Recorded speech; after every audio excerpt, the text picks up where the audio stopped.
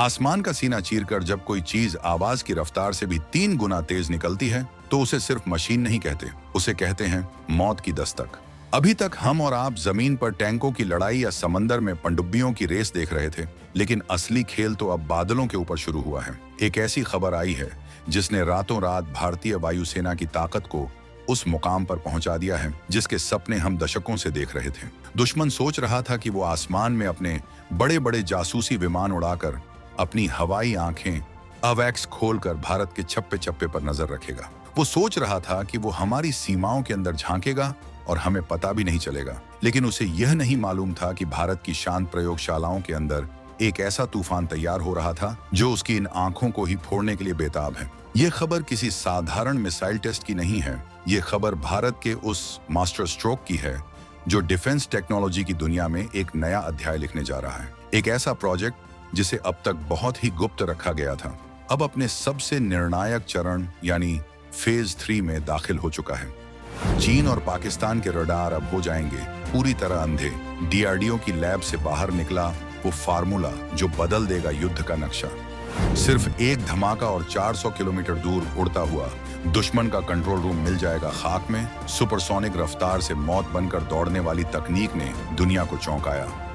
हवा से हवा में मार करने वाली मिसाइलों का बाप अब मैदान में उतर चुका। रैमजेट इंजन की ताकत देख पेंटागन से लेकर बीजिंग तक खलबली।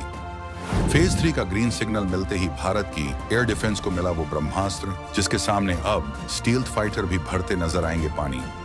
यह प्रोजेक्ट सिर्फ एक अभ्यास नहीं है, बल्कि यह भविष्य के उस हथियार की नींव है जो दुश्मन के एयर स्पेस को श्मशान बना देगा। सवाल है कि आखिर क्या है यह स्टार महाबली योद्धा? क्यों इसे हवा का सुपरसोनिक शिकारी कहा जा रहा है? आखिर रैमजेट तकनीक का इसमें क्या काम है जो इसे दुनिया की बाकी मिसाइलों से अलग बनाता है? और सबसे बड़ा सवाल, क्या भारत अब रूस और अमेरिका की तरह अपने दम पर एंटी एवैक्स मिसाइल बनाने जा रहा है जो दुश्मन के रडार विमानों को 400 किलोमीटर दूर से ही गिरा दे?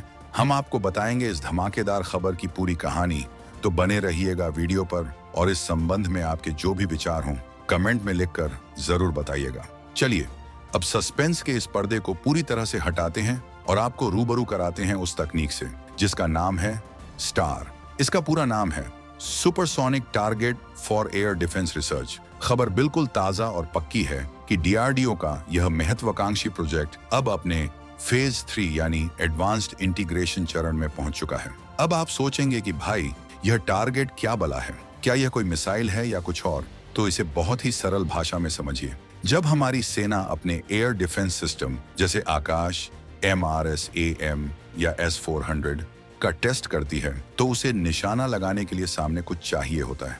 अभी तक हम धीमे उड़ने वाले ड्रोन का इस्तेमाल करते थे, लेकिन क्या युद्ध में चीन या पाकिस्तान अपनी मिसाइलें धीरे धीरे भेजेंगे? बिल्कुल नहीं, वो तो सुपरसोनिक आवाज से तेज मिसाइलें दागेंगे। तो उन सुपरसोनिक मिसाइलों को हवा में ही मार गिराने की प्रैक्टिस करने के लिए हमें एक ऐसा नकली दुश्मन चाहिए था जो बिल्कुल असली मिसाइल की तरह तेज उड़े, चकमा दे और रडार को धोखा दे। बस यही है स्टार। ये भारत का अपना बनाया हुआ एक ऐसा रॉकेट सिस्टम है जो दुश्मन की सुपरसोनिक क्रूज मिसाइल की नकल करता है। लेकिन कहानी में असली ट्विस्ट यहाँ नहीं है। असली खेल ये है कि इस स्टार को बनाने के लिए जिस तकनीक का इस्तेमाल किया गया है वही तकनीक अब भारत के एक गुप्त हथियार को जन्म देने जा रही है। खबर यह है कि डीआरडीओ इसी स्टार मिसाइल के प्लेटफॉर्म का इस्तेमाल करके एक लंबी दूरी की एंटी एवैक्स मिसाइल बनाने के प्रस्ताव पर गंभीरता से विचार कर रहा है। फेज 3 में जाने का मतलब है कि अब इसके अंदर liquid fuel ramjet LFRJ engine को फिट किया जा रहा है। यह वही इंजन है जो इसे इतनी भयानक रफ्तार और लंबी दूरी देता है। मतलब साफ है, हम दुनिया को दिखा रहे हैं कि हम टारगेट बना रहे हैं, लेकिन असल में हम उस तकनीक को परख रहे हैं जो कल को दुश्मन के सबसे महंगे और कीमती जासूसी विमानों का काल बनेगी। ये एक तीर से 2 निशाने हैं। हमारी एयर डिफेंस की ट्रेनिंग भी वर्ल्ड क्लास होगी और हमारे पास एक नया घातक हथियार भी तैयार हो जाएगा। अब जरा इस मशीन के दिल यानी इसके इंजन की बात करते हैं, क्योंकि सारी जादुई ताकत वहीं छिपी है। आम मिसाइलों में जो रॉकेट मोटर होती है वो अपना ऑक्सीजन साथ लेकर चलती है, जिससे वो भारी हो जाती है और ज्यादा दूर नहीं जा पाती। लेकिन स्टार में जो लिक्विड फ्यूल रैमजेट इंजन लगा है वो कोई मामूली इंजन नहीं है। यह एक एयर ब्रीदिंग इंजन है। आसान भाषा में कहें तो यह इंजन हवा से ऑक्सीजन खींचता है और उसे ईंधन के साथ मिलाकर जलाता है। इसका फायदा यह है कि मिसाइल को ऑक्सीजन का टैंक साथ लेकर नहीं चलना पड़ता, जिससे उसका वजन कम हो जाता है और वो ज्यादा विस्फोटक या पेलोड ले जा सकती है। और सबसे बड़ी बात, रफ्तार। रैमजेट इंजन के कारण यह मिसाइल मैक 2.5 से लेकर मैक 3 तक की रफ्तार पकड़ सकती है, यानी आवाज की रफ्तार से 3 गुना तेज। जब कोई चीज इतनी तेज उड़ती है तो दुश्मन के रडार उसे पकड़ने में ही कंफ्यूज हो जाते हैं। डीआरडीओ ने इस फेज 3 इंटीग्रेशन में इसी इंजन को और भी ज्यादा रिफाइन बेहतर किया है। इसमें अब ऐसे सिस्टम लगाए जा रहे हैं जो इसे हवा में लंबी दूरी तक सुपरसोनिक क्रूज करने की ताकत देंगे। सोचिए, एक ऐसी मिसाइल जो न सिर्फ तेज है बल्कि जो 150 से 200 किलोमीटर तक लगातार उसी तूफानी रफ्तार से उड़ सकती है। दुनिया में गिने चुने देश हैं जिनके पास ये रैमजेट तकनीक इतनी विकसित अवस्था में है, और अब 2025 के भारत ने साबित कर दिया है कि हम इंजन टेक्नोलॉजी में किसी से पीछे नहीं हैं। ये इंजन ही वो चाबी है जिसने एंटी एवैक्स मिसाइल के दरवाजे खोल दिए हैं। अगर यह टेस्ट सफल होता है, जो कि होना तय है, तो भारत के पास वो प्रोपल्शन सिस्टम आ जाएगा जिसके लिए हम पहले रूस की नोवातौर जैसी मिसाइलों की तरफ देखते थे। अब वो आत्मनिर्भरता की आग हमारे अपने इंजनों में जल रही है। अब बात करते हैं उस सबसे बड़े खतरे की जो हमारे पड़ोसियों चीन और पाकिस्तान के पास है। वो है अवैक्स, airborne warning and control system. आपने देखा होगा वो विमान जिनके ऊपर एक बड़ी सी तश्तरी, डिस्क या रडार लगा होता है। पाकिस्तान के पास सैप 2000 एरियाई है और चीन के पास KJ 2000 है। युद्ध में ये विमान आसमान में बहुत ऊंचाई पर उड़ते हैं और सैकड़ों किलोमीटर दूर से ही देख लेते हैं कि भारत का कौन सा जहाज कहां उड़ रहा है। ये उनके फ्लाइंग कंट्रोल रूम होते हैं। अगर आपने युद्ध की शुरुआत में ही इन विमानों को गिरा दिया तो समझो दुश्मन अंधा हो गया। उसकी वायुसेना को पता ही नहीं चलेगा कि जाना कहां है। लेकिन समस्या यह है कि ये विमान सीमा से बहुत दूर अपने इलाके में सुरक्षित उड़ते हैं। इन्हें गिराने के लिए आपको एक ऐसी मिसाइल चाहिए जो 300 से 400 किलोमीटर दूर जाकर सटीक निशाना लगा सके। यहीं पर स्टार प्रोजेक्ट का असली खेल सामने आता है। जिस रैमजेट तकनीक से स्टार मिसाइल बनाई जा रही है, उसी को आधार बनाकर भारत अपनी स्वदेशी अवैक्स किलर मिसाइल बना रहा है। प्रस्ताव यह है कि स्टार के एयरफ्रेम, ढांचे और इंजन का उपयोग करके एक ऐसी मिसाइल बनाई जाए जो रडार की पकड़ में आए बिना सुपरसोनिक रफ्तार से दुश्मन के इलाके में 400 किलोमीटर अंदर तक घुस जाए और उस अवैक्स विमान को उड़ा दे। अब तक भारत रूस की K100 मिसाइल में दिलचस्पी दिखा रहा था, लेकिन अब समीकरण बदल गए हैं। जब घर में ही बाहुबली तैयार हो रहा हो तो बाहर क्यों जाना? फेज 3 का यह इंटीग्रेशन इसी दिशा में एक बड़ा कदम है। जैसे ही यह सिस्टम पूरी तरह तैयार होगा, पाकिस्तानी वायुसेना का वो घमंड चकनाचूर हो जाएगा कि उनके जासूसी विमान उनकी सीमा के अंदर सुरक्षित हैं। भारत की यह नई मिसाइल सीमा पार करके उनके घर में घुसकर उनकी आंखें नोच लाने का मादा रखेगी। यह स्ट्रेटेजिक बैलेंस को पूरी तरह से भारत के पक्ष में झुका देगा।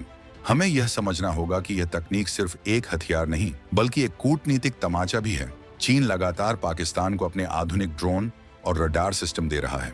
उनका मकसद है भारत को घेरना, लेकिन डीआरडीओ की यह सफलता उनके इस गठजोड़ पर पानी फेर रही है। स्टार का इस्तेमाल करके हम अपने आकाश NG, QRSAM और MRSAM सिस्टम को इतना सटीक बना लेंगे कि चीन की कोई भी हाइपरसोनिक या सुपरसोनिक मिसाइल भारत की सुरक्षा को नहीं भेद पाएगी। सोचिए, जब हम ट्रेनिंग में ही इतनी खतरनाक और तेज मिसाइलों को गिराने का अभ्यास करेंगे तो असली युद्ध में दुश्मन की मिसाइलें तो हमारे लिए बच्चों का खेल बन जाएंगी। हमारी सेना की तैयारी रियल वर्ल्ड सिनेरियो के हिसाब से होगी। इसके अलावा एंटी एवैक्स क्षमता हासिल करना भारत को एशिया में एक अलग लीग में खड़ा करता है। अभी तक यह क्षमता केवल अमेरिका, रूस और कुछ हद तक चीन के पास थी कि वो इतनी लंबी दूरी पर मार कर सकें। भारत की अस्त्र मिसाइलें पहले ही कमाल कर रही हैं, लेकिन यह रैमजेट आधारित मिसाइल अस्त्र का भी बड़ा भाई होगी। यह दुश्मन को संभलने का मौका ही नहीं देगी। 2025 में भारत ने यह स्पष्ट कर दिया है कि हम रक्षा के क्षेत्र में अब ग्राहक नहीं बल्कि निर्माता हैं। फेज 3 में चल रहा यह काम बताता है कि हमारी साइंस और इंजीनियरिंग अब उस स्तर पर है जहां हम जटिल से जटिल एरोडायनामिक्स और थर्मल चुनौतियों को सुलझा सकते हैं। पाकिस्तान, जो कर्ज में डूबा है और अपनी पुरानी एरियाई रडार पर इतराता है, उसे अब अपनी रणनीति बदलनी पड़ेगी, क्योंकि उसे पता है कि भारत के पास अब उस रडार तक पहुंचने की लंबी छड़ी आ चुकी है। तो क्या यह माना जाए कि आसमान की जंग अब पूरी तरह बदल चुकी है? बिल्कुल। स्टार प्रोजेक्ट के फेज 3 में जाने का मतलब है कि उल्टी गिनती शुरू हो चुकी है। बहुत जल्द हम देखेंगे कि भारत के फाइटर जेट्स जैसे कि सुखोई 30 MKI या आने वाला तेजस MK2 इस नई मिसाइल से लैस होंगे। कल्पना कीजिए उस मंजर की, एक भारतीय फाइटर जेट अपनी सीमा के अंदर उड़ रहा है और उसने एक मिसाइल छोड़ी। वो मिसाइल पलक झपकते ही गायब हो गई और 400 किलोमीटर दूर दुश्मन के एयर स्पेस में एक जोरदार धमाका हुआ। उनका सबसे कीमती विमान, जो उनकी पूरी वायुसेना को कंट्रोल कर रहा था, मलबे के ढेर में बदल गया। ये दृश्य दुश्मन के पायलटों के पसीने छुड़ाने के लिए काफी है।